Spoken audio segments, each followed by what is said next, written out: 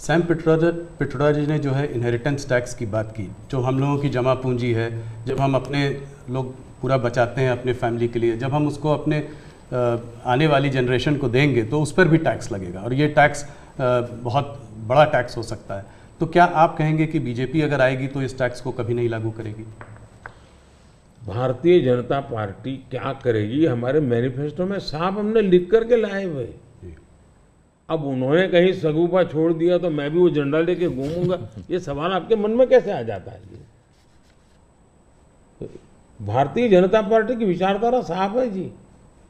हम अपनी विचारधारा के आधार पर कार्यक्रमों को लेकर के, मैनिफेस्टो को लेकर के देश के सामने जाते हैं। कृपा करके ऐसे महाशयों के विचारों को हम पर मत थोपिए भाई। मोदी जी, राहुल गांधी ने एक बात और कही है। वो कहते हैं कि जब वो सरकार अगर उनकी आएगी तो वो एक नेशनल एक्सरे कराएंगे। इसी से जुड़ा सवाल है, इसीलिए मैं पूछना चाह रहा हूँ।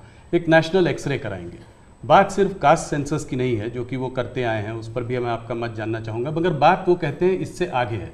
बात कास्ट की नहीं, बात जस्टिस की है। और वो कहते हैं कि हम जो है एक सोशियो इकोनॉमिक सर्वे लाएंगे, एक इंस्टीट्यूशनल सर्वे लाएंगे और उसमें देखेंगे कि किसके पास किस जाति और किस उस वर्ग के पास क्या है, कितना धन है, कितनी इंस्टीट्यूशंस में भागीदारी है, और उसके बेसिस पर हम इस पूरे सिस्टम को रीडिस्ट्रीब्यूट करेंगे। इसको आप कैसे देखते हैं?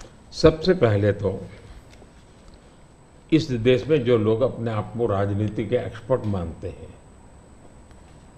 जो लोग देश के उतार चढ़ाव को बड़ी बारीकी से अध्ययन करते हैं, सबसे पहले उनका दायित्व है कि वो ऐसे लोगों को पूछे कि जिस परिस्थितियों का वर्णन आप कर रहे हो, अगर ये सही है तो 50, 60, 65 साल तो आपने राज किया भाई। ये मुसीबत के जो जन्मदाता आप हो और आपने अब तक ये बर्बादी लाई क्यों? पहले उनका जवाब मांगो भाई, नंबर 1। नंबर 2, एक्सरे का मतलब क्या है जी? मतलब हर परिवार में जाना, घर घर छापा मारना। अगर किसी अनाज के डिब्बे में किसी महिला ने अपने गहने छपा के रखे हैं, उसको भी एक्सरे किया जाएगा, उनके गहने ले लिए जाएंगे, जमीनों का हिसाब किताब किया जाएगा और फिर उसको रिडिस्ट्रीब्यूट करेंगे। ये दुनिया में एक माओवादी विचार ने सब किया हुआ है। दुनिया बर्बाद हो चुकी है जी।